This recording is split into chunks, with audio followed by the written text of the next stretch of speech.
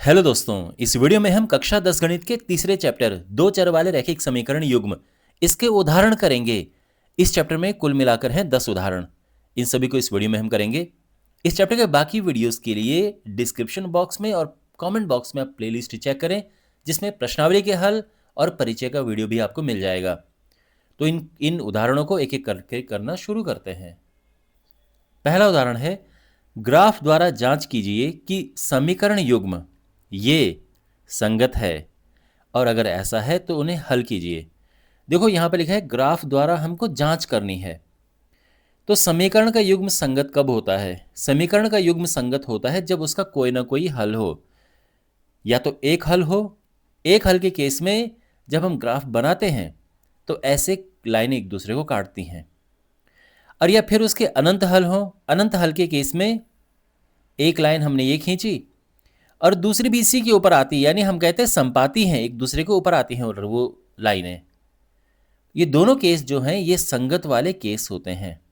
Okay, तो अब graph बना के हम देखते हैं कि इन दोनों में से कौन सा केस है और फिर उसे हल करेंगे।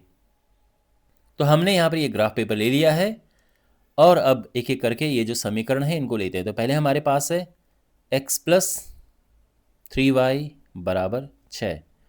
तो इसका ग्राफ बनाने के लिए हम क्या करेंगे? देखो,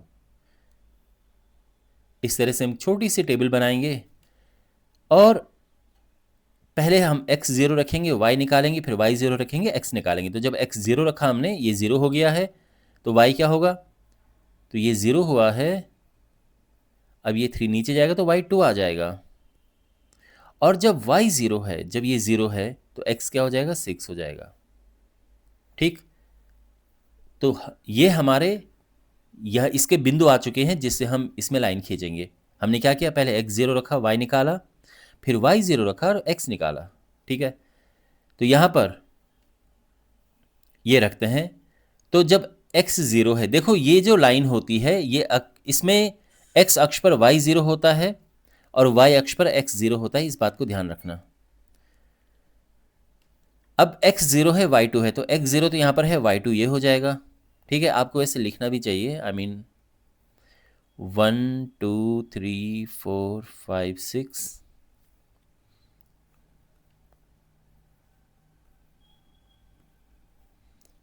1 2 3 4 5 6 7 -1 -2 -3। हम कोशिश करेंगे कि माइनस में ज़्यादा y ज़्यादा आगे ना हो, इस तरह से हम नंबर लेंगे। खैर, जब x0 है, y2 है, तो ये हो गया है।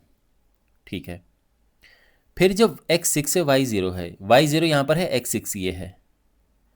अब इन दोनों को मिलाते हुए हमने एक लाइन ड्रॉ करनी है।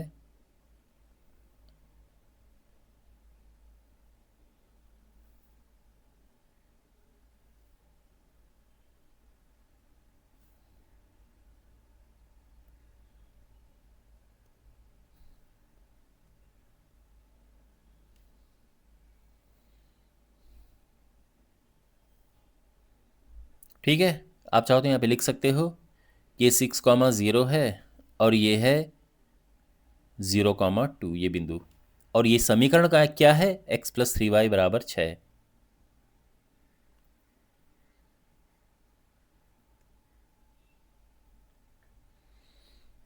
अब हमने इसे 2x माइनस 3y बराबर 12।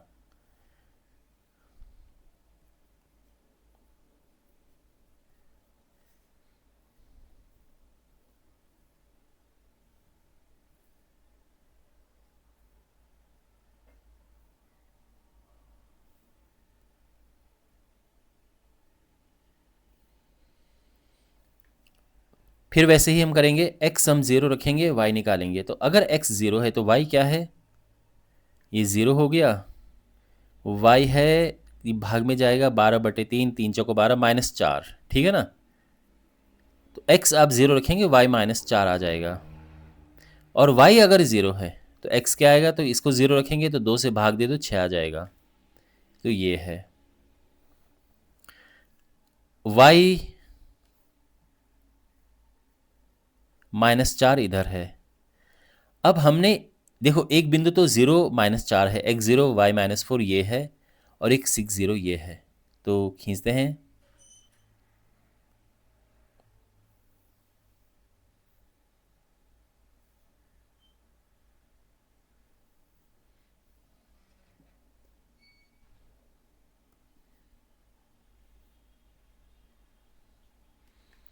ये बिंदु है 0 - 4 और ये है 6, 0, ये तो आई खैर है ही। ये समीकरण है 2x - 3y = 12। तो हमने क्या किया, अभी तो हमने केवल ग्राफ ड्रॉ किए हैं, दोनों जो समीकरण दिए हैं हमने उनके ग्राफ बनाए हैं। अब हम आगे इसका निष्कर्ष लिखेंगे जो हमें यहाँ देखने को मिल रहा है। तो हम लिखेंगे कि चूंकि ये जो ग्राफ है, ये दो समीकरणों के ग्राफ एक बिंदु पर प्रतिच्छेद कर रहे हैं, तो ये समीकरण जो हैं ये संगत हैं, समीकरण युग्म संगत है। तो इस तरह से हम लिखेंगे कि चूंकि समीकरणों के ग्राफ एक बिंदु पर प्रतिच्छेद कर रहे हैं, इसलिए समीकरण युग्म संगत हैं। देखो, संगत होते हैं जब या तो एक बिंदु पे काटें और या एक दूसरे के ऊपर आए।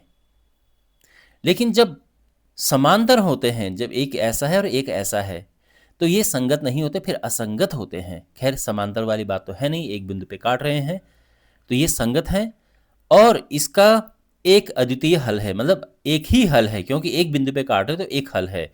और वो हल क्या है, अद्वितीय हल जिसकी हम बात कर रहे हैं वो है कि x = 6 है ना, जिस बिंदु पे काट रहे 6 0 है और y = 0 है।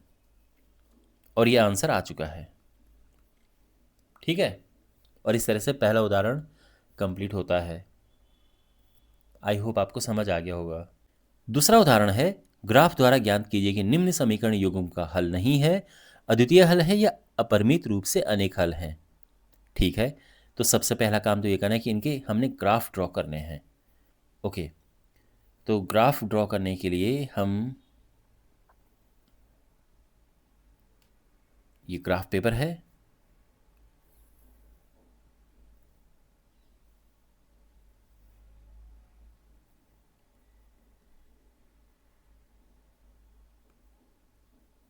इस पे नंबरिंग भी देना है और एक एक करके इन उदाहरणों, इन समीकरणों को लेते हैं। तो पहले समीकरण हमारे पास है 5x - 8y + 1 = 0। ओके, और ध्यान रखना हमने ग्राफ द्वारा ही बताना है। वैसे तो हम आराम से बता देते, लेकिन चूंकि ग्राफ द्वारा बताना है तो इसमें इसलिए ग्राफ हमको बनाने हैं।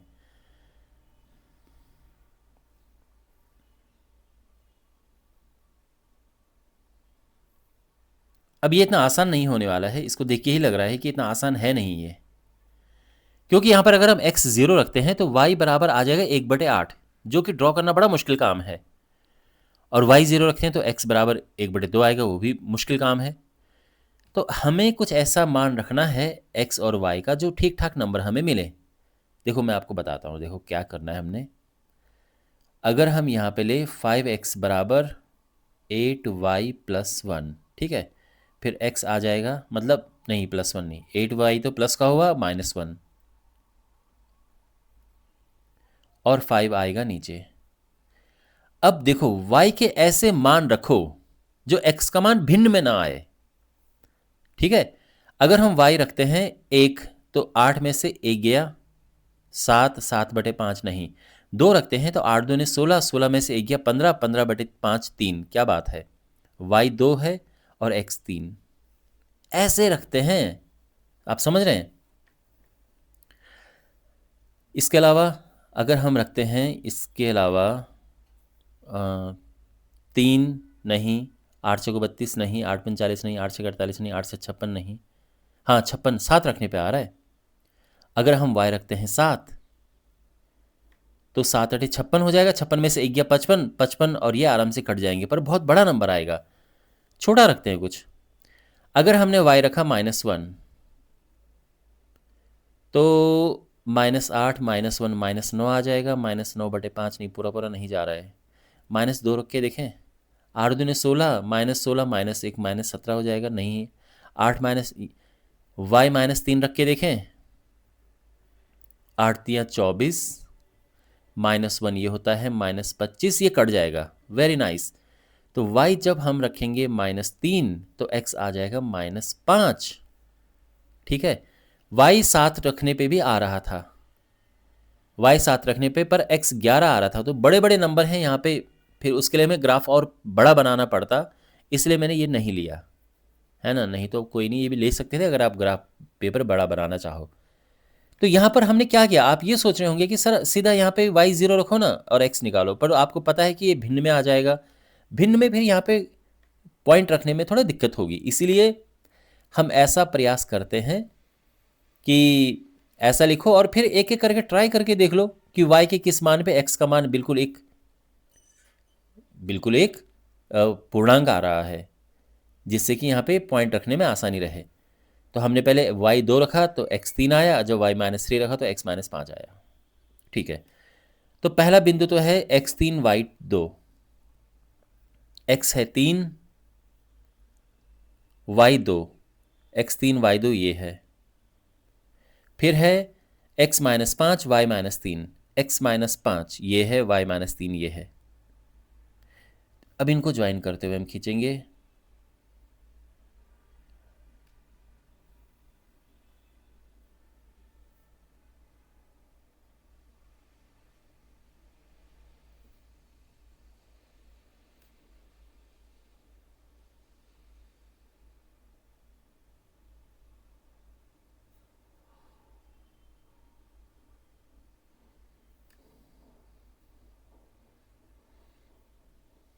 ठीक है।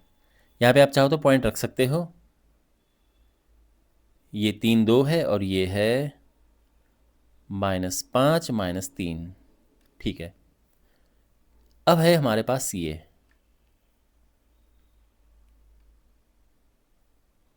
3x -24/5 y + 3/5 = 0। अगर हम इस समीकरण में, देखो पहली बात तो ये कि नीचे 5 है, ये हमें परेशान कर रहा है। अगर इस समीकरण में हम गुणा करें 5 का, तो नीचे से जो 5 है उसकी टेंशन खत्म हो जाएगी। तो ये होगा 5 × 15 माइनस ये 5 कट गया और ये 5 भी कट गया, समझे।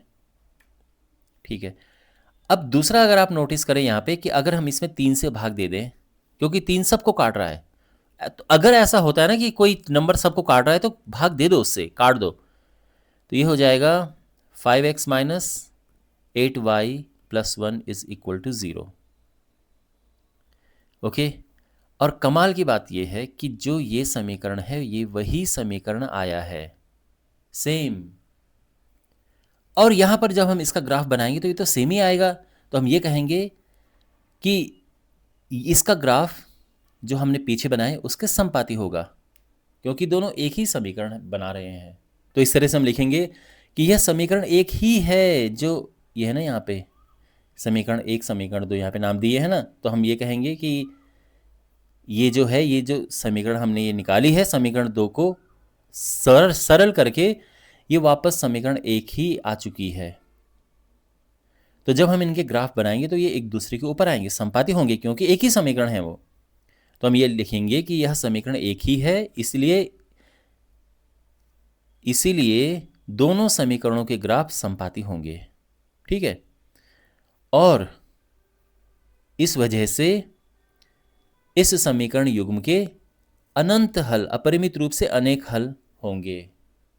इसलिए इस समीकरण युग्म के अपरिमित रूप से अनेक हल होंगे। तो ये कंप्लीट ये हो चुका है। ठीक है ना, आई होप आपको समझ आया होगा ये उदाहरण भी। तीसरा उदाहरण है, चंपा एक सेल में कुछ पैंट और स्कर्ट खरीदने गई। जब उसकी सहेलियों ने पूछा कि प्रत्येक के कितने नग खरीदे, मतलब कितने पैंट और कितने स्कर्ट खरीदी, तो उसने उत्तर दिया, स्कर्ट की संख्या खरीदी गई पैंटों की संख्या की 2 गुनी से 2 कम है। और दूसरा उसने कहा कि स्कर्ट की संख्या खरीदी गई पैंटों की संख्या की 4 गुनी से 4 कम है। सहेलियों की यह जानने के लिए सहायता कीजिए कि चंपा ने कितनी पैंट और कितने स्कर्ट खरीदी। ओके, तो सबसे पहले हम लिखेंगे कि माना स्कर्ट की संख्या x और पैंटों की संख्या y है। और यहाँ पर क्या है कि दो समीकरण बनेंगी, क्योंकि दो कथन है, दो स्टेटमेंट है। पहला तो ये कि स्कर्ट की संख्या पैंटों की संख्या की दो गुनी से दो कम है। तो पहले तो ये देखते हैं, तो हम लिखेंगे कि पहली शर्तानुसार या पहले कथन के अनुसार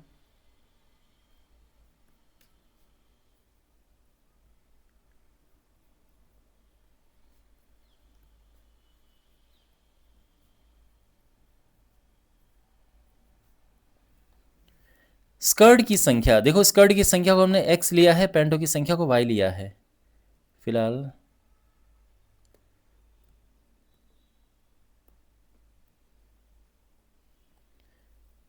स्कर्ट की संख्या को x, पैंटों की संख्या को y लिया है। तो स्कर्ट की संख्या यानी x क्या है? यह है पैंटों की संख्या यानी y की दो गुनी से दो कम है, से दो कम है। ये एक समीकरण ये बन गया हमारा। दूसरी क्या है? दूसरी कंडीशन क्या है? दूसरे कथन के अनुसार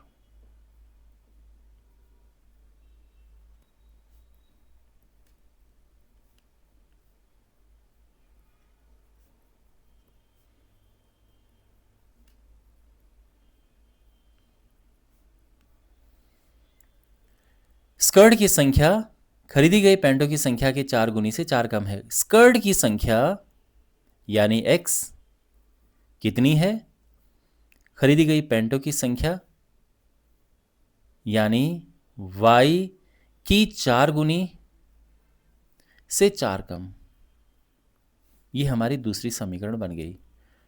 तो क्वेश्चन में जो कथन दिए गए हैं हमने समीकरणों का रूप दे दिया है उन्हें, और अब इसके बाद तो चीज़ें बड़ी आसान है।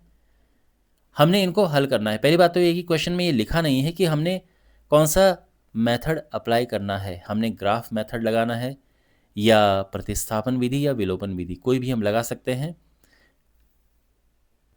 अब अगर हम आपके बुक के हिसाब से चले तो ये जो उदाहरण है, ये उदाहरण ग्राफ विधि से हल करने के सेक्शन में है, उस हिस्से में है, तो हम इसको ग्राफ विधि से ही हल करेंगे।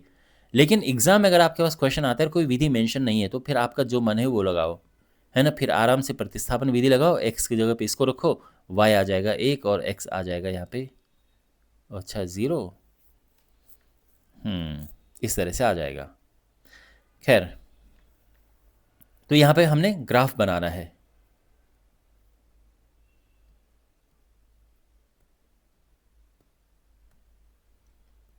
इसके लिए एक तरह से ग्राफ पेपर हम बनाएंगे यहाँ पे।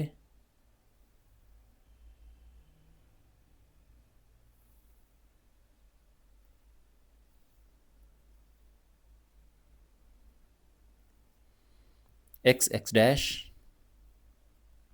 वाई वाई डैश, और नंबरिंग देते हैं इन्हें। और पहली समीकरण लेते हैं। पहली समीकरण हमारे पास है x बराबर 2y-2। एक छोटी सी सारणी टाइप की बनाते हैं, टेबल। अब यहाँ पे देखो, जब y 0 है, जब y 0 है तो x क्या है? यहाँ पे 0 रखो तो x आएगा -2, ठीक। और जब x 0 है तो अगर हम इसको 0 रखते हैं तो 2y बराबर हो जाएगा, ये उधर जाएगा 2 और y 1 आ जाएगा।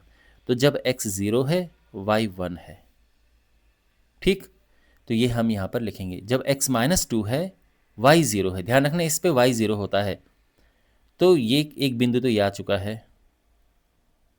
और दूसरा बिंदु जब y 0 है, सॉरी जब x 0 है तो y 1, तो दूसरा बिंदु यहाँ पर ये है।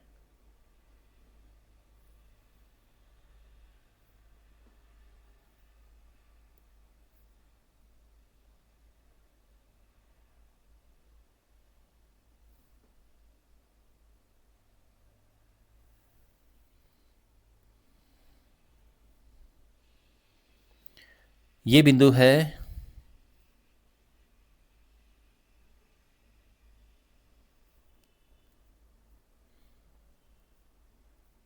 -2, 0, -2, 0, और ये है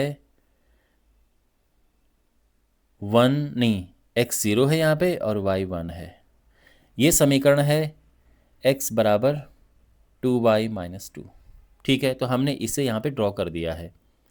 अब हमारे पास ये है, दूसरी समीकरण है, ये यहाँ से मिटा सकते हैं, नहीं भी मिटाओ कोई बात नहीं है। x बराबर 4y-4।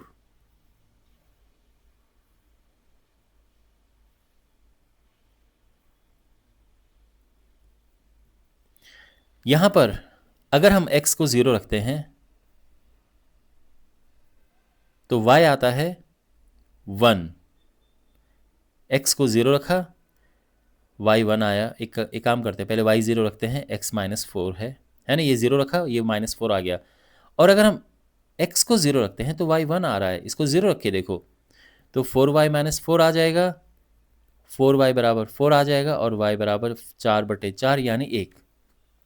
तो ये है, तो इन्हें ड्रॉ करते हैं। तो ध्यान रखना, -4 0 एक बिंदु तो ये है, x -4 है, y 0 है, y 0 यहाँ पे है, x -4 ये है। ठीक है, और x 0 y 1 ये यही आ गया है दोबारा, यही बिंदु। तो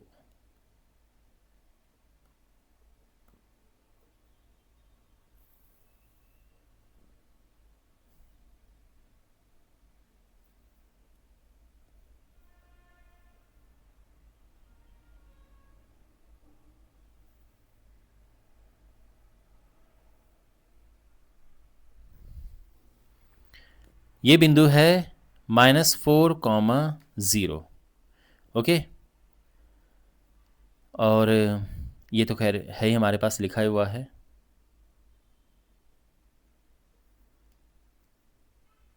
और ये समीकरण क्या है, x बराबर 4y-4। ठीक है, इस बिंदु पे ये एक दूसरे को काट रहे हैं, इस बिंदु पे। तो यहाँ पर क्या है, जो इसका हल है ये है x। आप चाहे तो लिख सकते हो कि ये दोनों रेखाएं 0 1 पर एक दूसरे को काट रही हैं, प्रतिच्छेद कर रही हैं, तो इसीलिए x बराबर 0 और y बराबर 1। तो हम ये कह सकते हैं कि स्कर्ट की संख्या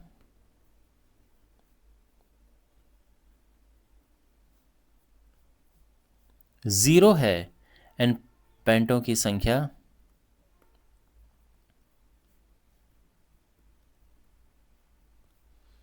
एक है। ठीक है ना, ये आंसर आ चुका है, यानी इस बालिका ने, क्या नाम है, चंपा, चंपा ने एक पैंट खरीदी और कोई भी स्कर्ट नहीं खरीदी। तो ये है आंसर, और इस तरह से ये हल होगा। ग्राफ विधि से हमने किया है, लेकिन जैसे कि मैंने कहा है, इसमें मेंशन नहीं कर रखा ग्राफ विधि से करने के लिए कहीं भी। तो फिर आपका जो मैंने उस विधि से कीजिए अगर एग्जाम में क्वेश्चन आता है। चलिए, उदाहरण नंबर 4 है, वैसे ये मिसप्रिंट हो रखा है, ये एक्चुअल में उदाहरण संख्या 4 है। ठीक है, यहां पर हमने प्रतिस्थापन विधि, प्रतिस्थापना भी गलत लिखा है, प्रतिस्थापन विधि द्वारा निम्न रैखिक समीकरण युग्म को हल कीजिए। हमने इसे हल करना है प्रतिस्थापन विधि से। प्रतिस्थापन विधि में क्या होता है कि हम देखो, ये हमारे पास दो समीकरण हैं, समीकरण नंबर 1, समीकरण नंबर 2। तो हम क्या करते हैं, किसी एक समीकरण को लेते हैं और उसमें या तो x को y के पदों में लिखेंगे या y को x के पदों में लिखेंगे और दूसरे समीकरण में प्रतिस्थापित कर देंगे, रख देंगे।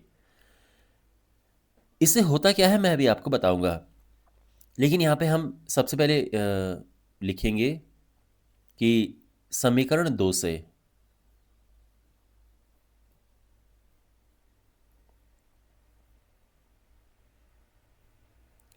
समीकरण 2 हमारे पास है x + 2y बराबर 3। यहाँ से हम लिखेंगे x बराबर 3 - 2y। अब ये ध्यान रखना कि ये सबसे सही तरीके से ये हुआ है। अगर आप कुछ भी और करते, जैसे अगर आप समीकरण 1 लेते और समीकरण 1 में 7x - 15y बराबर 2 आप ये लेके चलते और फिर कुछ ऐसा करते, तो वो आसान नहीं रहता, वो मुश्किल ही रहता। जैसे इधर ले गए, फिर 7 को नीचे लेके आओगे तो ये देखो भिन्न में आ जाएगा। और जब आप इसको पुट करोगे तो काफ़ी लंबी चौड़ी कैलकुलेशन होगी। तो हमें कुछ ऐसा करना है कि हम एक चर को दूसरे चर के पदों में रख दें और आसान भी रहे। देखो कभी कभार तो प्रॉब्लम मजबूरी होती है, जैसे यहाँ पे 5 होता फिर तो कुछ कर ही नहीं सकते थे, फिर तो भिन्न में आना ही आना था। लेकिन अगर कुछ ऐसी व्यवस्था हो रही है कि ये भिन्न में ना आए, सीधे आ जाए, तो वो आप कीजिए फिर। तो इसको लिया हमने और x को y के पदों में निकाला तो इस तरह से आ गया है, और भिन्न में नहीं आया है तो ये ठीक ठाक हो गया है। खैर हमने ये लिया है। अब इसके बाद हम इसे क्या करेंगे, हम इसे रखेंगे इस समीकरण में। देखो समीकरण 2 को हमने लिया और ऐसा लिख दिया है। अब इससे जो x हमने y के पदों में रखा है, इसको हम समीकरण 1 में रखेंगे, वापस 2 में मत रख देना। तो हम ये लिखेंगे कि समीकरण 3 से x बराबर 3 माइनस 2y समीकरण 1 में रखने पर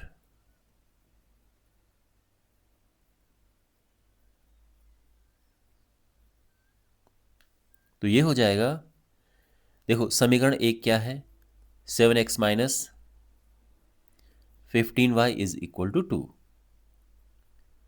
अब हमने क्या करना है, देखो रखने पर की जगह पे अगर आप लिखोगे प्रतिस्थापित करने पर वो और भी अच्छा लगेगा।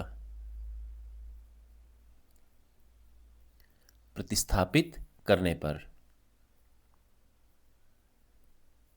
बात एक ही है, लेकिन ये ज़्यादा सही लगता है। वैसे भी प्रतिस्थापन विधि है तो ये लिखना सही रहता है, ठीक है। यहां पे हमने क्या करना है, x की जगह पे ये रखना है माइनस 15y बराबर 2। अब इसको हमने सरल करना है। अब आप नोटिस कर रहे हैं यहां पे कुछ, यहां पे हमारे पास देखो, यहां पे क्या प्रॉब्लम थी कि एक समीकरण में हमारे पास 2 चर हैं, तो हम हल नहीं कर पाते जब एक समीकरण में 2 चर हों। यहां पे देखो एक समीकरण है और एक ही चर है, केवल y है। इसको हम सॉल्व कर सकते हैं। यही कारण है कि हम प्रतिस्थापित करते हैं। ओके, उद्देश्य हमारा वही है कि एक समीकरण में एक चर रहे। 7 या 21 माइनस 7 दूनी 14 y माइनस 15y बराबर 2। ये हो गया है माइनस 29y बराबर 2 माइनस 21। ओके,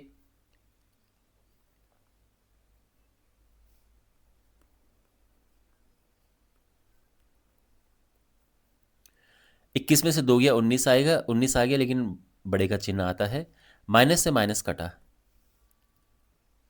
और हमारे पास है y बराबर 19/29। ये y आ चुका है। और अब y का मान हम रखेंगे इसमें, समीकरण नंबर 3 में। वैसे हम इन दोनों में भी रख सकते हैं, बट ये आसान है सबसे ज़्यादा, क्योंकि ये बिल्कुल x एक तरफ और बाकी एक तरफ पहले से ही है। यहां पे हम लिख सकते हैं चाहे कि y बराबर 19/29 समीकरण 3 में रखने पर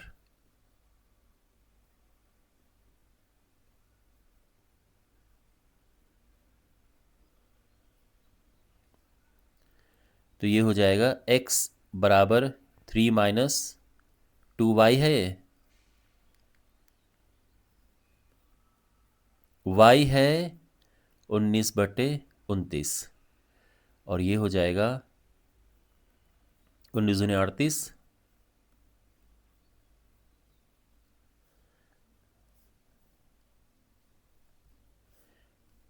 ये हो गया 87, और ये माइनस करेंगे तो आएगा 49/29। ठीक है, तो इसीलिए हमारा जो फाइनल आंसर है x बराबर 49/29 और y बराबर 19/29, और ये हमारे आंसर आ चुके हैं। तो इस तरह से क्वेश्चन सॉल्व होगा और इस तरह से प्रतिस्थापन विधि से हम समीकरणों को हल करते हैं। तो मुझे उम्मीद है कि आपको समझ आया होगा ये। अब हमारे पास है 5वां उदाहरण। निम्नलिखित प्रश्न को प्रतिस्थापन विधि से हल कीजिए। आफताब अपनी पुत्री से कहता है, 7 वर्ष पूर्व मैं तुमसे 7 गुनी आयु का था। अब से 3 वर्ष बाद मैं तुमसे केवल 3 गुनी आयु का रह जाऊंगा। इस स्थिति को बीजगणितीय एवं ग्राफीय रूपों में व्यक्त कीजिए। तो हमने इसको हल करना है बीजगणितीय और ग्राफीय दोनों तरीके से। इसको हमने अब इसमें लिखा है कि प्रतिस्थापन विधि से हल कीजिए, लेकिन साथ में ये लिखा है कि इस स्थिति को बीजगणित और ग्राफीय रूपों में व्यक्त कीजिए। तो कहने का ये मतलब है कि पहले तो हमने इनके समीकरण बनाने हैं, x और y। x हम कुछ एक मान लेंगे, दूसरे को y। एक समीकरण मतलब 2 समीकरण बनेंगे यहाँ पे, 2 रैखिक समीकरण। ठीक है, उसके बाद हमने उसका ग्राफ बनाना है। क्वेश्चन में आदेश मिला है तो हमने करना है उसे। और उसके बाद फिर हम अब देखो, जब हम ग्राफ बनाएंगे तो आंसर तो उसी में आ जाएगा ग्राफ में, लेकिन साथ में कहा गया है कि प्रतिस्थापन विधि से हल कीजिए, तो फिर हम प्रतिस्थापन विधि से भी इसको हल करेंगे। ठीक है ना? ओके, तो यहां पे सबसे पहले अब लिखा है कि हल कीजिए, तो इसका मतलब ये है, देखो एग्जैक्ट क्वेश्चन में ये नहीं कहा गया कि क्या पूछा है। हम ये मान के चल रहे हैं कि उनकी वर्तमान आयु पूछी है, आफताब की वर्तमान आयु और उसकी पुत्री की वर्तमान आयु। तो हम एक को x एक को y नाम दे देंगे। तो हम लिखेंगे कि माना आफताब की वर्तमान आयु x है,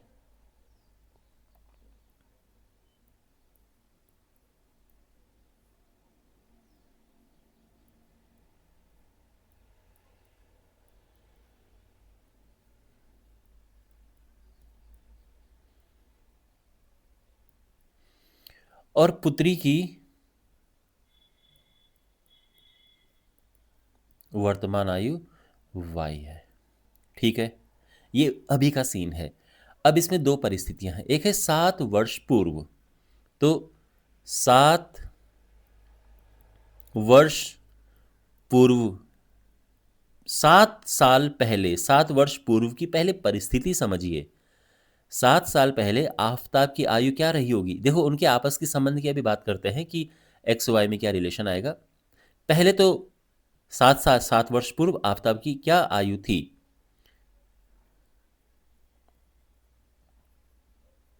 आफताब की उम्र,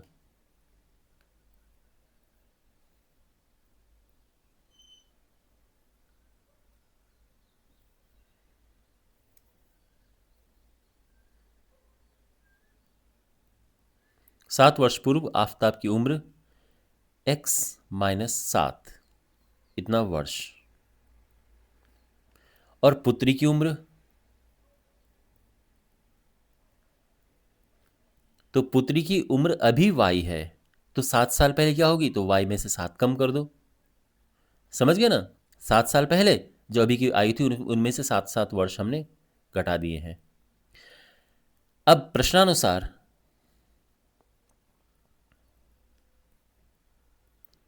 क्वेश्चन में क्या कंडीशन दी है? क्वेश्चन में क्या लिखा है कि मैं तुमसे यानी आफताब पुत्री से 7 गुनी आयु का था। तो आफताब यानी x माइनस 7 क्या था? पुत्री की आयु का 7 गुना। ठीक है, इस समीकरण को थोड़ा सा सरल करके लिखते हैं। तो x माइनस 7 बराबर होगा 7, y माइनस 7 सते 49, और x बराबर हो जाएगा 7y माइनस 7 उधर जाएगा, माइनस का प्लस हो जाएगा और ये आ जाएगा 42। ठीक है ना? 7 मतलब 7 इधर जाएगा ना, और ये हल करने के बाद आ जाएगा 42। इसको समीकरण नंबर 1 नाम दे देते हैं। देखो इसको इधर लाने की जरूरत नहीं है। ठीक है, यहां पे ये मतलब मैं ये कह रहा हूं कि 7y को लेफ्ट में लाने की जरूरत नहीं है, ऐसे सही है। दूसरी परिस्थिति क्या है? 3 वर्ष के बाद, 3 वर्ष बाद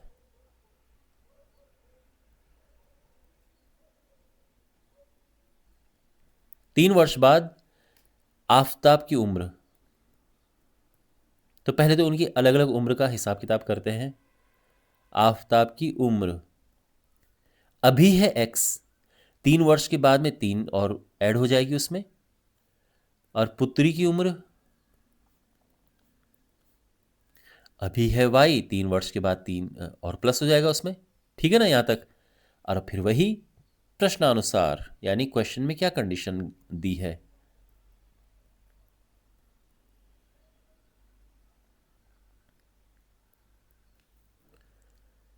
क्वेश्चन में यह है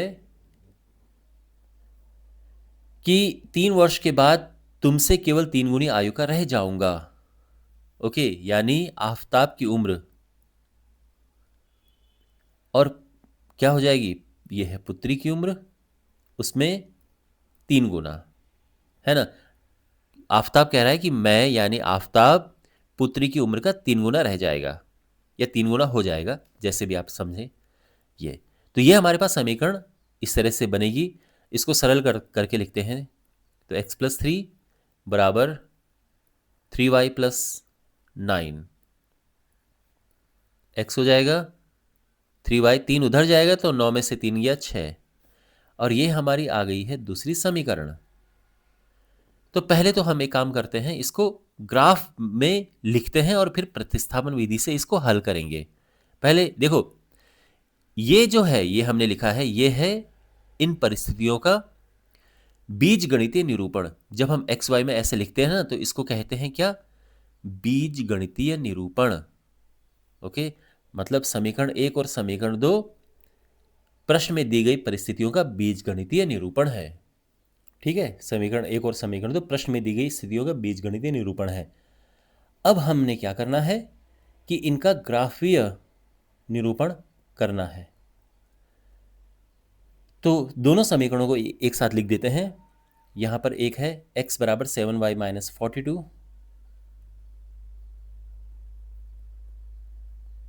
और दूसरा है x बराबर 3y+6। ओके,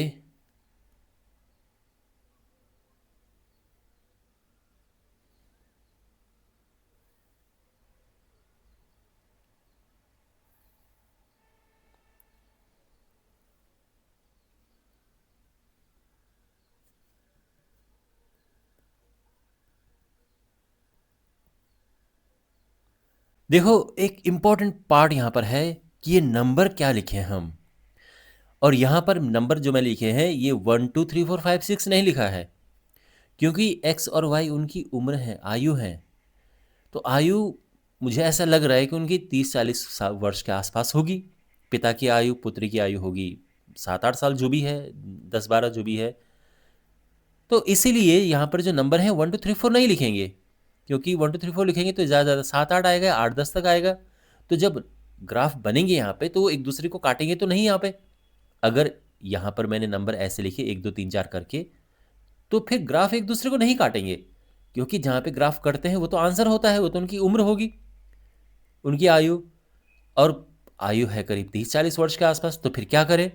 इसीलिए नंबर मैंने लिखे हैं 4 8 12 16 इस तरह से।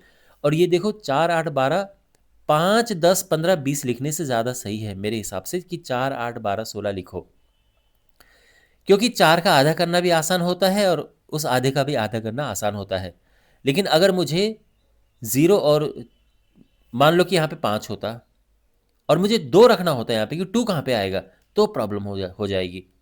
लेकिन आप समझ रहे हैं ना, अब मान लो कि 5 10 15 20 करके लिखता हूँ मैं, और मैंने यहाँ पे लिखा मान लो कि 2 यहाँ पर मुझे कहीं पे लिखना है, तो 2 कहाँ पे आएगा, 2 ढाई यहाँ पर आएगा, 2 उसके जस्ट बगल में, तो कन्फ्यूज़न हो जाएगी।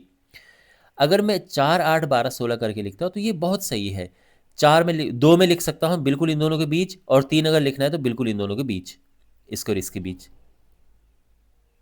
ठीक है, तो इस तरह से नंबरिंग हमें यहाँ पे देनी चाहिए।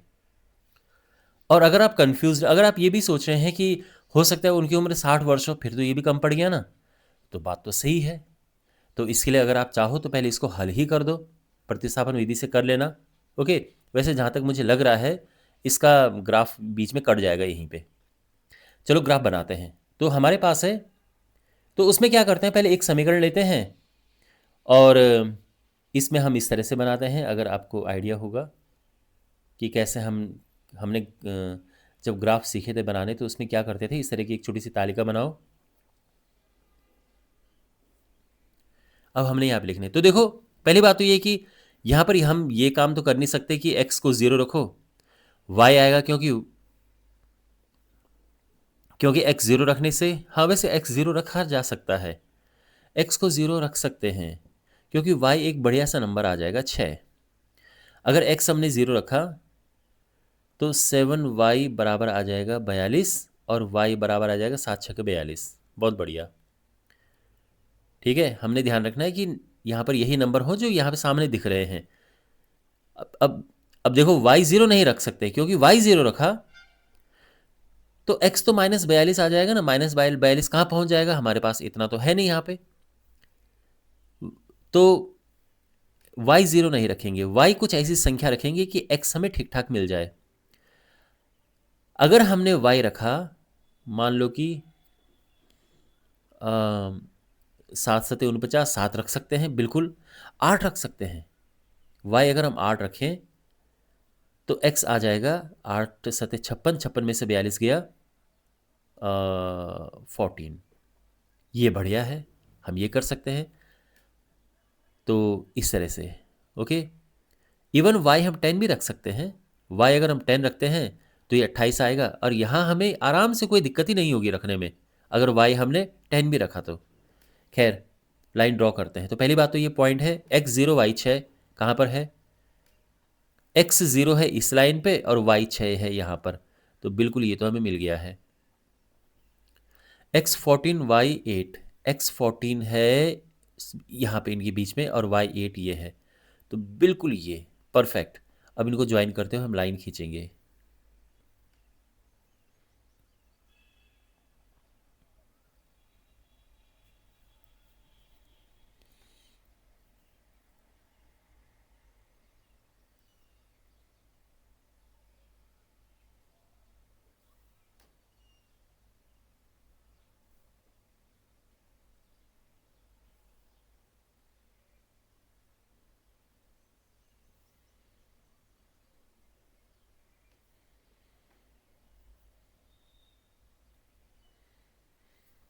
ये पॉइंट है, अगर आप लिखना चाहो लिख सकते हो।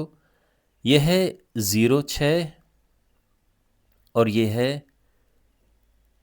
14 8, और ये इक्वेशन है x बराबर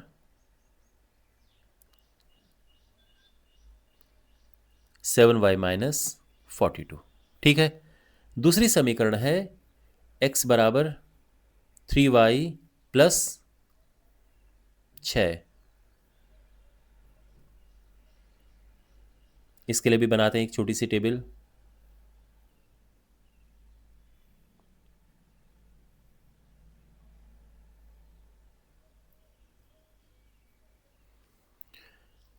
ओके, यहाँ पर अगर हम y 0 रखते हैं तो x आएगा 6, y अगर हमने 0 रखा x आ जाएगा 6, जो कि यहाँ पे हम आराम से रख सकते हैं। इसके बाद हम क्या रखें, y कुछ और संख्या रखते हैं। y अगर हमने रखा 2 तो x आ जाएगा 3 दूने 6 दूने 6 और 6 12, बिल्कुल ये रख सकते हैं। आप और बड़ा नंबर रख सकते हो। y अगर हम रखें 4 तो ये आ जाएगा 18, ये भी आराम से यहाँ पे आ सकता है, तो ये रख देते हैं, ठीक है। तो x 6, देखो y 0 होता है इस लाइन पे और x है 6, 4 और 6 के बीच में, तो ये तो हमें मिल गया है ये। अब है y 4, यानी ये लाइन y 4 यहाँ पर है ना, x 18, तो x 18 है इनके बीच में, यानी ये हो गया। तो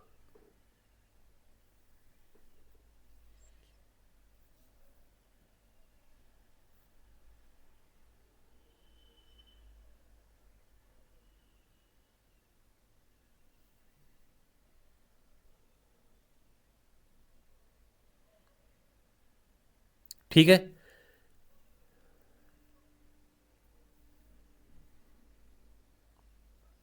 ओके।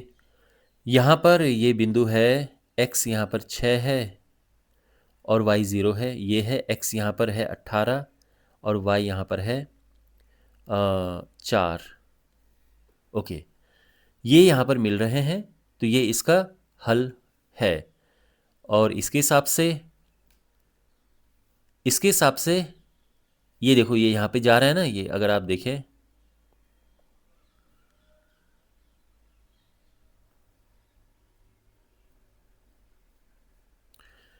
तो x आ रहा है 42 और y आ रहा है 12। तो ग्राफ के हिसाब से पिता की उम्र 42 वर्ष और पुत्री की उम्र 12 वर्ष ये आ रही है ग्राफ के हिसाब से। ये अलग बात है कि उन्होंने ये नहीं कहा है कि ग्राफ को हल करके लिखो, बस ग्राफ में हमने ये रेखाएं ड्रॉ करनी है, लेकिन मैंने फिर भी आपको बता दिया है कि ऐसा आ रहा है। अब इसको हम प्रतिस्थापन विधि से हल करेंगे, जो कि एक्चुअल में हमने करना है। तो हमारे पास यहां पर दो समीकरण हैं।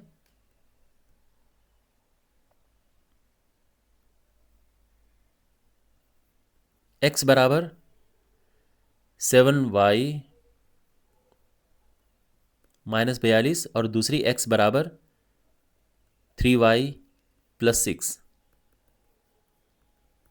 प्रतिस्थापन विधि से करना है और बिल्कुल बना बनाया है, ये कोई इधर उधर करने की जरूरत नहीं है। यहां पर हम किसी भी एक काम करते हैं, समीकरण 1 से x को समीकरण 2 में प्रतिस्थापित करते हैं। समीकरण 1 से x बराबर ये समीकरण 2 में प्रतिस्थापित करने पर तो ये हो जाएगा 7y। देखो समीकरण 2 हमारे पास क्या है, x बराबर 3y प्लस 6 है। हमने x की जगह पे ये रखना है ना, समीकरण 1 में है ना x बराबर ये,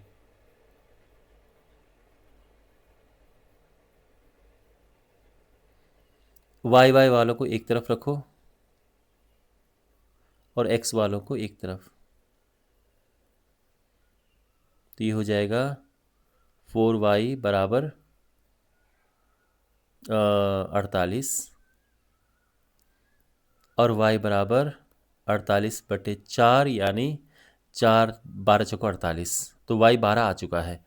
अब हम क्या करेंगे कि y बराबर 12 को देखो समीकरण ये y बराबर 12 चाहे यहाँ रखो चाहे यहाँ रखो, आंसर दोनों से आ जाएगा। तो यहाँ पे रखते हैं, थोड़ा आसान लग रहा है। समीकरण 2 में रखने पर या समीकरण 2 में प्रतिस्थापित करने पर?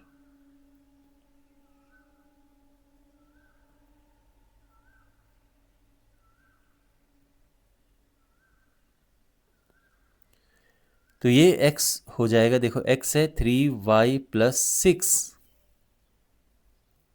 y है 12,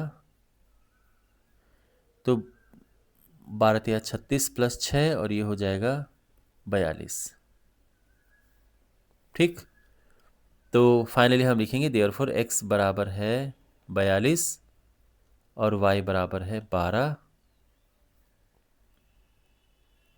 और ये आंसर हमारे आ चुके हैं। अगर फाइनल आपको स्टेटमेंट लिखना है कि आफताब की वर्तमान आयु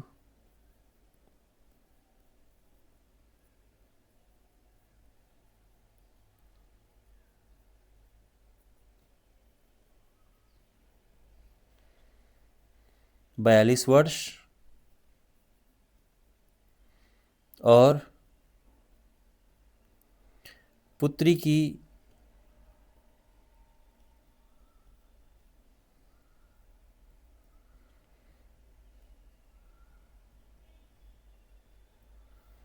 बारह वर्ष है। ठीक है, ये हमारा फाइनल स्टेटमेंट है। तो आई होप आपको ये सोल्यूशन समझ आया होगा। काफ़ी चीज़ें इसमें थी जो आपने सीखी होंगी। अब बढ़ते हैं अगले उदाहरण की ओर। अब हमारे पास है उदाहरण नंबर 6। एक दुकान में 2 पेंसिल और 3 रबड़ों का मूल्य 9 रुपये और 4 पेंसिल 6 रबड़ों का मूल्य 18 रुपये है। तो प्रत्येक पेंसिल और प्रत्येक रबड़ का मूल्य ज्ञात कीजिए। हम यहाँ पे लिखेंगे, माना प्रत्येक पेंसिल का मूल्य x और प्रत्येक रबड़ का मूल्य y रुपये है। माना प्रत्येक पेंसिल का मूल्य x और प्रत्येक रबड़ का मूल्य y है। ठीक है, अब क्वेश्चन में क्या लिखा है, 2 पेंसिल और 3 रबड़ों का मूल्य 9 रुपये है। तो प्रश्नानुसार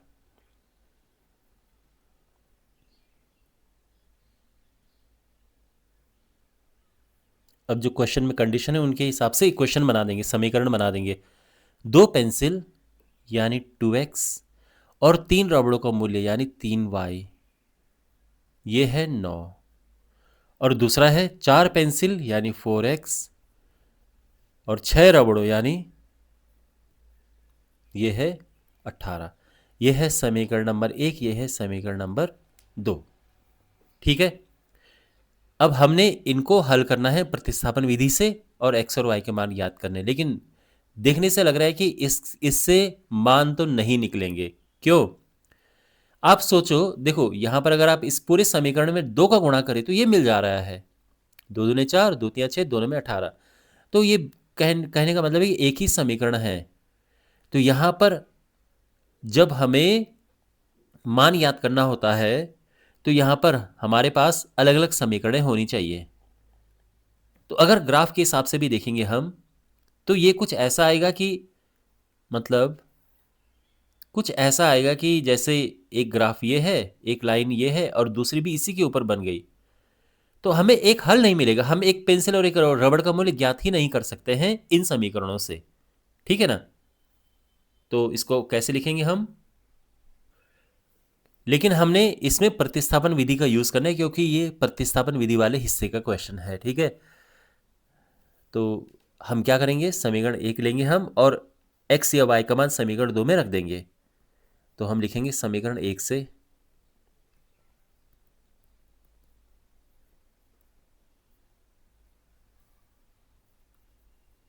2x प्लस 3y बराबर 9,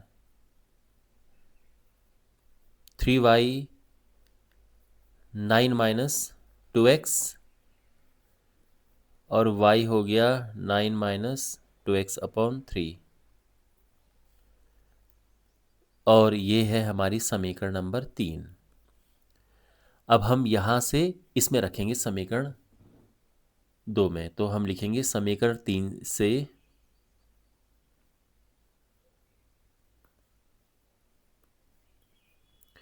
y बराबर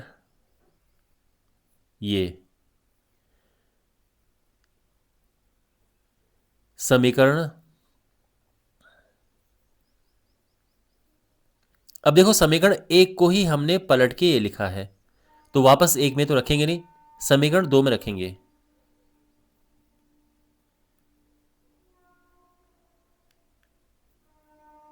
समीकरण 2 में रखने पर तो समीकरण 2 हमारे पास है 4x प्लस 6y बराबर 18,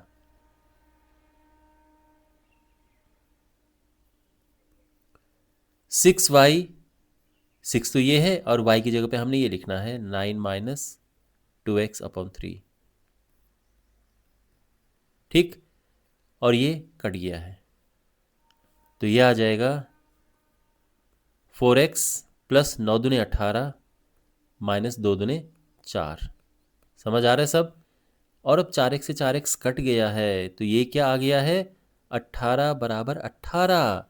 ओके, x सारा कट चुका है, इसका ये मतलब है कि x का कोई मान ही नहीं आया है यहां पर, यानी यहां पर इनके अपरिमित रूप से अनेक हल होंगे। और इस तरह से हम अपना फाइनल स्टेटमेंट लिखेंगे कि जो ये आया है, देखो यहां पर जो परिस्थिति आई है इसमें आप x बराबर कुछ भी रखो, ये तो सत्य ही आएगा ना, यानी x का मान आया नहीं यहाँ पे, तो x कुछ भी रखोगे ये हर बार ही सत्य आएगा। तो ये जो कथन है यहाँ पे 18 बराबर 18, ये x के सभी मानों के लिए सत्य है। और ये जो स्थिति आई है ये इसीलिए आई है, यह स्थिति इसीलिए पैदा हुई कि दोनों दिए गए समीकरण एक ही हैं, ये जो समीकरण नंबर 1 और 2 हैं। ठीक है ना? इसीलिए इनके अपरिमित रूप से अनेक हल है और हम एक पेंसिल और एक रबड़ का अद्वितीय मूल्य प्राप्त नहीं कर सकते हैं। ठीक है ना? तो ये है, अगर हम ये चाहते हैं कि उनके अद्वितीय उनके मूल्य प्राप्त हों, कि हमें एक्चुअल में पता चले कि कितने कितने के हैं, तो फिर हमको अलग समीकरण चाहिए होगा। ऐसा नहीं कि इसमें 2 का गुणा करके ये मिल जाए, ऐसा नहीं होना चाहिए। फिर कुछ और, मान लो कि अगर मैं लिखूं कि x प्लस 2y बराबर मान लो 6 है, अब जाके हम निकाल सकते हैं, क्योंकि इस बार ये है कि 2 का गुणा करेंगे तो ये नहीं आएगा, या इसमें किसी का गुणा करके ये नहीं आएगा। ठीक है ना? तो ये है। इस तरह से क्वेश्चन हल होगा। तो मुझे उम्मीद है कि आपको समझ आ गया होगा ये पूरा हल। अब हमारे पास है 7वां उदाहरण। दो रेल पटरियां, हमारे पास ये समीकरण उनकी हैं, द्वारा निरूपित की गई हैं। क्या रेल पटरियां एक दूसरे को काटेंगी? तो खैर वैसे रेल पटरियां हैं, काटनी नहीं चाहिए एक दूसरे को, लेकिन इनको हल करते हैं। ठीक है, प्रतिस्थापन विधि से करेंगे। हमारे पास यहाँ पर समीकरण है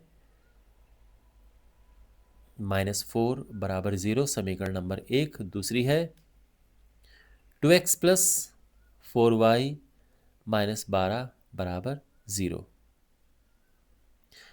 अब ये प्रतिस्थापन विधि से करना है, तब जाके हम इसको डिटेल में करेंगे। मान लो कि ये क्वेश्चन अगर आपके पास एग्जाम में आ गया, तो क्या एक दूसरे को काटेंगी? तो इसके लिए आपको केवल क्या करना था, मैं आपको बताता हूं। ठीक है, आप ये चीज सीखो। केवल हम यहां पर a1/a2 क्या आ रहा है, 1/2, b1/b2 यानी y के जो गुणांक हैं, ये कट के ये भी 1/2, और c1/c2 माइनस से माइनस कटा, 4 एकम 4, 4 तिया 12, तो ये 1/3 आ रहा है। अब दो तो बराबर है, यहां पर a1/a2 बराबर है b1/b2 के, पर ये बराबर नहीं है c1/c2 के। और ये परिस्थिति तब आती है जब दो रेखाएं एक दूसरे के समांतर हो, है ना। तो समांतर है का मतलब ये है कि ये कभी भी एक दूसरे को नहीं काटेंगी। अगर आपके पास एग्जाम में क्वेश्चन आ गया और आप इस तरह से करना चाहो इसको, तो कर सकते हो, ओके, कोई प्रॉब्लम नहीं है। तो ध्यान रखना, ये भी एक तरीका है। अब ये अलग बात है कि हम इस क्वेश्चन को प्रतिस्थापन विधि से करेंगे। तो अभी आपने देखा कि यहां पर जो परिस्थिति आई है, ये आई है कि इनका कोई हल नहीं है। मतलब दो रेखाएं, अगर मान लो कि एक ये है और ये है, दो रेखाएं ये जा रही हैं, एक दूसरे को नहीं काटेंगे, तो कोई हल नहीं है इसका। तो यहां पर भी कुछ ऐसी परिस्थिति बननी चाहिए कि जिसका कोई हल नहीं हो। ओके, एक्स और वाई का किसी भी मान के लिए चीजें सत्य न हो। तो पहले हम लिखेंगे समीकरण 1 से, वही प्रतिस्थापन विधि ध्यान में रखना। x प्लस 2y माइनस 4 बराबर 0।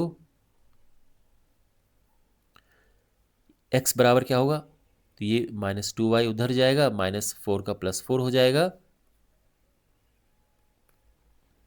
है ना। ये प्रतिस्थापन विधि में यही होता है कि एक चर को दूसरे चर के पदों में लिखते हैं, फिर उसको दूसरे समीकरण में रख देते हैं। तो समीकरण 1 को हमने ये लिख दिया है, अब इसका मान रखेंगे समीकरण 2 में। तो समीकरण 3 से x का जो ये मान है, समीकरण 2 में प्रतिस्थापित करने पर, ठीक है, समीकरण 2 हमारे पास है 2x प्लस 4y माइनस 12 बराबर 0। x की जगह पे हमने रखना है ये 2y प्लस 4, बाकी दोनों एज इट इज हम उतार देंगे। तो ये यहाँ पर हो गया -4y plus 4 दूने 8 plus 4y minus 12 बराबर 0। 4y से 4y कटा, 8 में से 12 गया, -4 बराबर 0। अब -4 बराबर 0 तो होता नहीं है ना, तो हम लिखेंगे कि यह y के सभी मानों के लिए असत्य है। यह y के लिए सभी मानों के लिए असत्य है।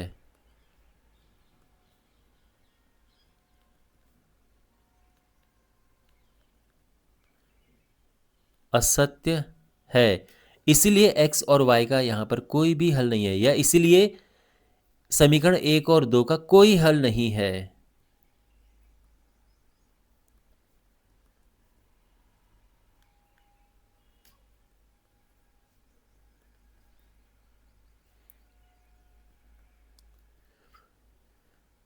कोई हल नहीं है,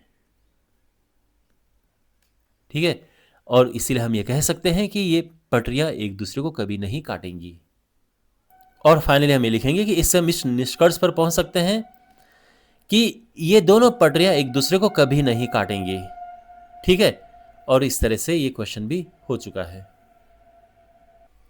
अब हमारे पास है 8वां उदाहरण। दो व्यक्तियों की आय का अनुपात ये है और उनके खर्चों का अनुपात ये है। यदि प्रत्येक व्यक्ति प्रति महीने 2,000 रुपये बचाता है तो मासिक आय ज्ञात कीजिए। ओके, तो सबसे पहले व्यक्तियों की आय का अनुपात ये दिया है।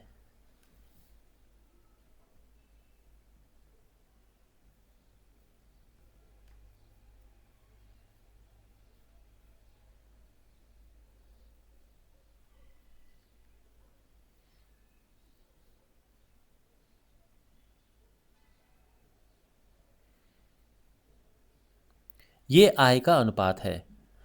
तो हम ये लिखेंगे कि माना पहले व्यक्ति की आय, इनमें एक्स लगा देंगे, ठीक है ना। माना व्यक्तियों की आय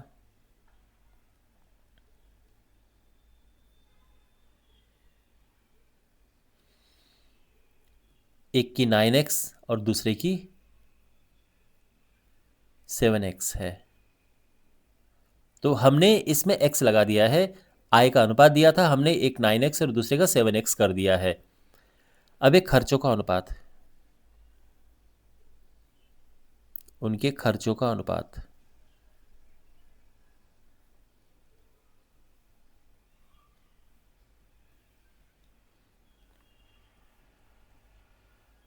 फोर इज टू थ्री, 4:3।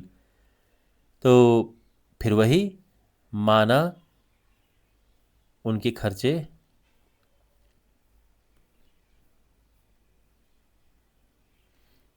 क्रमशः, अब इसमें y लगा देंगे।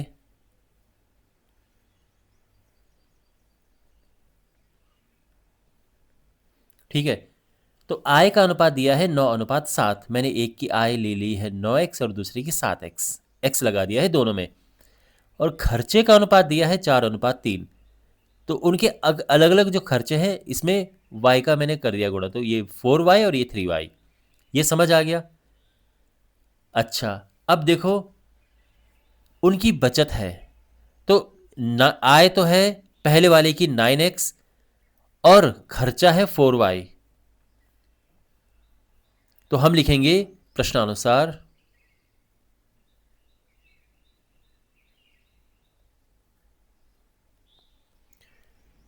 पहले व्यक्ति की अगर हम बात करें आय की तो 9x है और खर्चा है 4y। तो बचत क्या होगी, आय में से खर्चा हटा देंगे तो बचत हो जाएगी ना। और दूसरे व्यक्ति की जो आय है वो है 7x और खर्चा है 3y। तो बचत क्या है, बचत तो दोनों के लिए 2,000 लिखा है। हमारे पास ये समीकरणें आ चुकी हैं।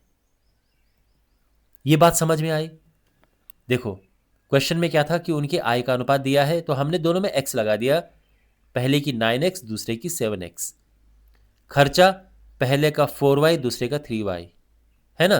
तो अगर तो यहां पे देखो 9x 7x उनकी आय, खर्चा 4y 3y। ठीक है, ये पहला व्यक्ति है और ये दूसरा व्यक्ति है।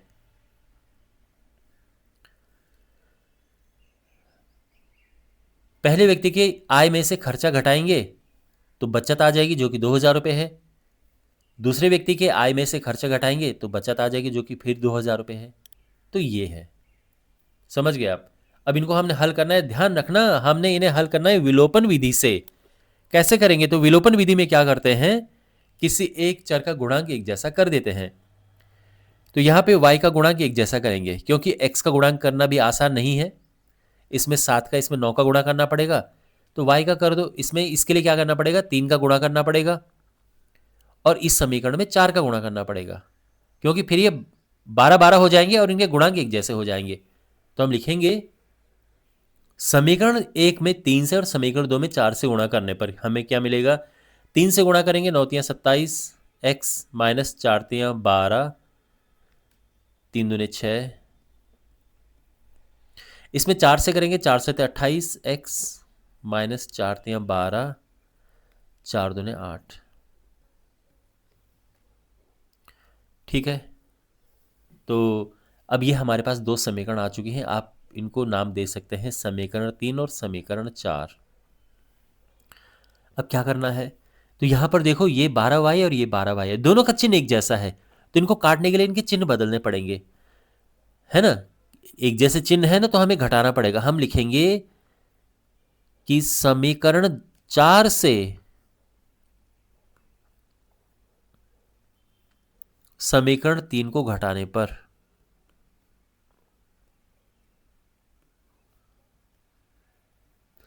तो समीकरण 4 को हम लिखेंगे ऊपर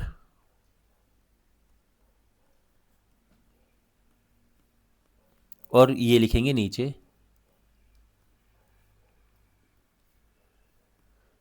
क्योंकि बड़ी संख्या वाली समीकरण ऊपर लिखनी चाहिए।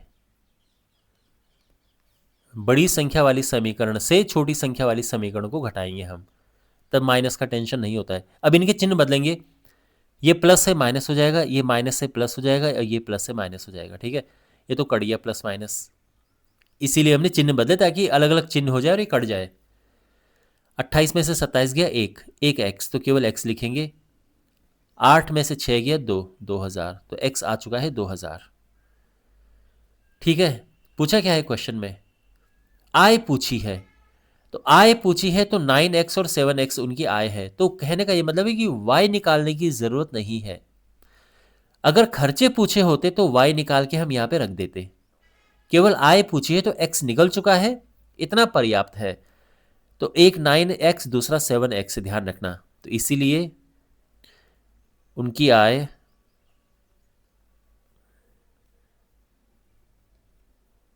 क्या है, 9x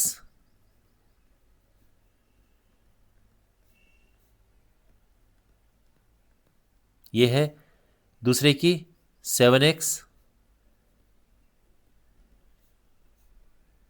7 दूने 14, ये है, ठीक है ना। तो उनकी आय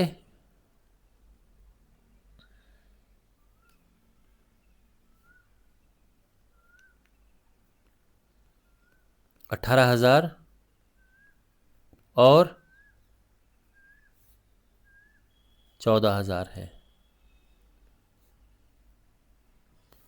आंसर, ठीक है। तो मुझे उम्मीद है कि आपको ये सोल्यूशन समझ आया होगा। हमने क्या किया है, कौन सी विधि हमने अपनाई है, विलोपन विधि से। किस विधि से, विलोपन विधि से, क्योंकि ये विलोपन विधि वाले हिस्से का क्वेश्चन था। उदाहरण नंबर 9 है, विलोपन विधि का प्रयोग करके निम्न रैखिक समीकरण युग्म के सभी संभव हल ज्ञात कीजिए। ओके, करते हैं। वैसे आपको एक चीज नोटिस हो रही है यहाँ पे, इसका दुगना ये है, इसका दुगना ये है, पर ऐसा नहीं है इसमें, यानी इसका कोई हल नहीं होगा, ये शुरू से ही मुझे दिख रहा है। ओके, खैर, विलोपन विधि से करेंगे तो सबसे पहले क्या करते हैं, हम इनके गुणांकों को एक जैसा करते हैं, या तो x के गुणांक एक जैसे करो, ये y के करो।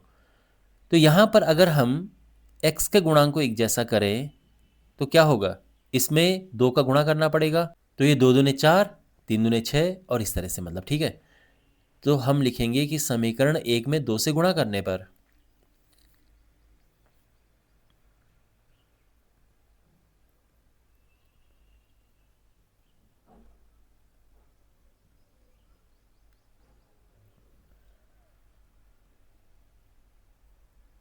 तो ये हो जाएगा 2 दूने 4x, 3 दूने 6x बराबर 8 दूने 16, ठीक है। यह है समीकरण नंबर 3। अब ध्यान रखना, समीकरण 1 को ही हमने पलट के लिख दिया है, तो अब ये भूल जाओ। अब हमारे पास एक ये समीकरण है और एक ये समीकरण है, हम समीकरण नंबर 3 से समीकरण नंबर 2 को घटाएंगे,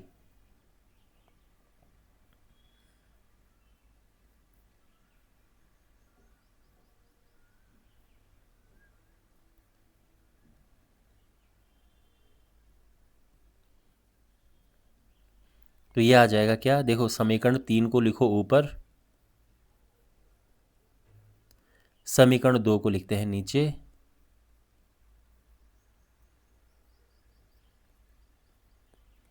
घटाने के लिए चिन्ह बदलते हैं, ये कटा, ये भी कट गया, ये 0 आ गया है और ये आ गया है 9, और यह x और y के सभी मानों के लिए असत्य है। आप समझ रहे हैं, इसीलिए इस रैखिक समीकरण युग्म का कोई हल नहीं है, कोई हल नहीं। और ये हमारा आंसर आ चुका है। ठीक है, तो आई होप आपको ये सोल्यूशन भी समझ आया होगा। और अब हमारे पास है 10वां और अंतिम उदाहरण। दो अंकों की एक संख्या और उसके अंकों को उलटने पर बनी संख्या का योग 66 है। यदि संख्या के अंकों का अंतर 2 हो तो संख्या ज्ञात कीजिए। ऐसी संख्याएं कितनी हैं? तो यहाँ पर हम संख्या ले लेते हैं x और y। कहने का ये मतलब है कि दहाई का अंक x और इकाई का अंक y है। मतलब जैसे मान लो कि 46 में लिख रहा हूँ, तो दहाई का 4 हो गया और इकाई का 6 हो गया, इस तरह से। तो संख्या का दहाई का अंक x और इकाई का अंक y है, तो संख्या क्या होगी? संख्या होगी 10x प्लस y। देखो जैसे मान लो कि 46 है कोई संख्या, तो 46 को मैं लिख सकता हूँ ना 10 गुणा 4 प्लस 6, ये लिख सकता हूँ मैं इसे।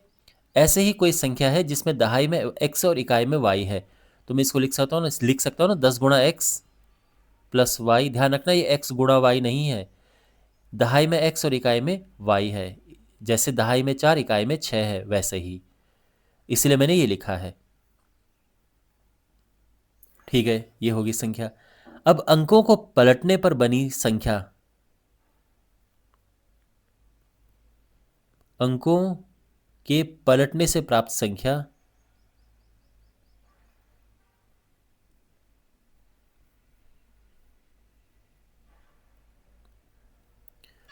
तो क्या होगा? अब दहाई में y आ जाएगा। मान पहले देखो ये था, अंकों को पलटेंगे तो y यहां पर और x यहां पर आ जाएगा, तो अब 10y हो जाएगा ये प्लस x। ठीक है, अब देखो उनका योग क्या है। क्वेश्चन में क्या लिखा है कि इनका योग यानी 10x प्लस वाई जो पुरानी संख्या है, और 10y प्लस x जो कि नई संख्या है, इसका योग है 66। ठीक है, तो ये उसी तरह से जैसे मान लो कि कोई संख्या 24 है, या और इसको पलट दिया जाए तो ये 42 हो जाएगी, और फिर इनको जोड़ो तो ये 66 हो जाएगा। ये कुछ कुछ इसी तरह से है। ठीक है ना, कहीं यही आंसर ना हो। खैर, 10x और एक x हुआ 11x, 10y प्लस y हुआ 11y, और अब पूरी समीकरण में 6 से भाग देंगे, क्योंकि सॉरी पूरी समीकरण में 11 से भाग देंगे, 11 से कट रहा है ये, तो x प्लस वाई बराबर 6। मैंने क्या किया, पूरी समीकरण में 11 से भाग दिया, क्योंकि 11 से पूरा कट रहा है, पूरा ये और ये, तो भाग देके ये आ गया है। ये है समीकरण नंबर 1। अब यहां पर दूसरी शर्त है संख्या के अंकों का अंतर।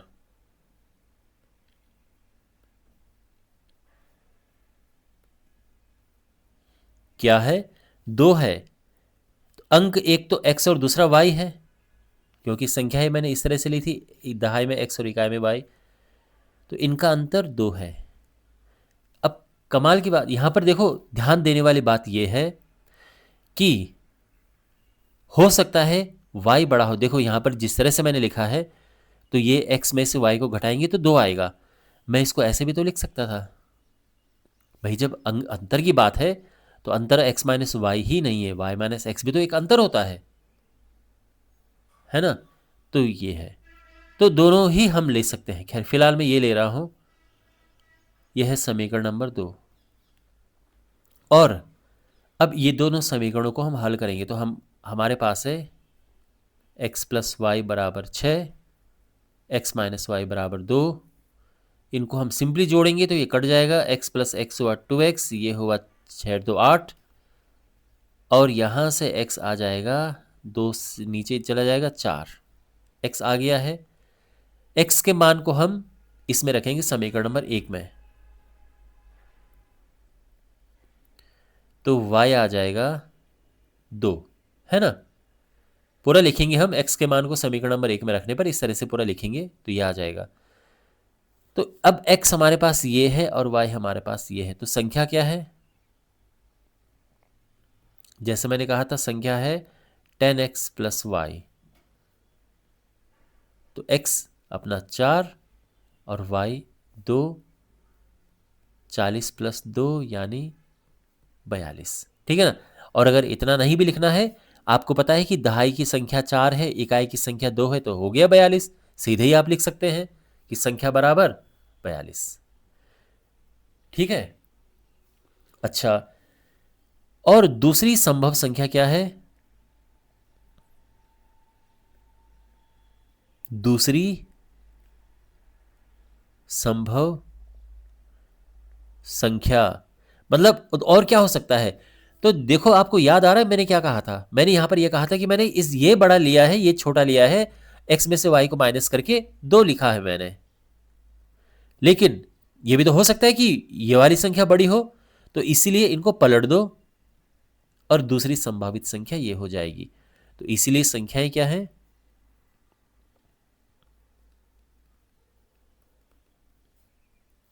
एक तो है 42 और दूसरी है 24, और ये हमारा आंसर है। क्लियर हो गया? ये ध्यान रखना, ठीक है, क्योंकि क्वेश्चन में पूछा है ऐसी संख्याएं कितनी हैं, तो ऐसी 2 संख्याएं हैं ये। तो यहां पर हमने ये लिखा था, तो हम ये मानकर हमने चला था कि दहाई का अंक बड़ा, इकाई का छोटा है। अगर हम यहां पर उल्टा लिखते, यानी y माइनस एक्स बराबर 2 लिखते, तो संख्या हमारे पास 24 आती। तो ये दोबारा करने की जरूरत नहीं है, सीधा इनको पलट के लिख दो और ये आ चुका है, और ये हमारा आंसर है। ठीक है। मुझे उम्मीद है कि आपको ये अच्छे से समझ आया होगा। सभी उदाहरण इसके हम कर चुके हैं। इस चैप्टर के बाकी वीडियोस के लिए अपने सामने प्लेलिस्ट पे क्लिक करें, चैनल को सब्सक्राइब करें और वीडियो को अपने दोस्तों के साथ में शेयर करें। मिलते हैं अगले वीडियो में। Take care.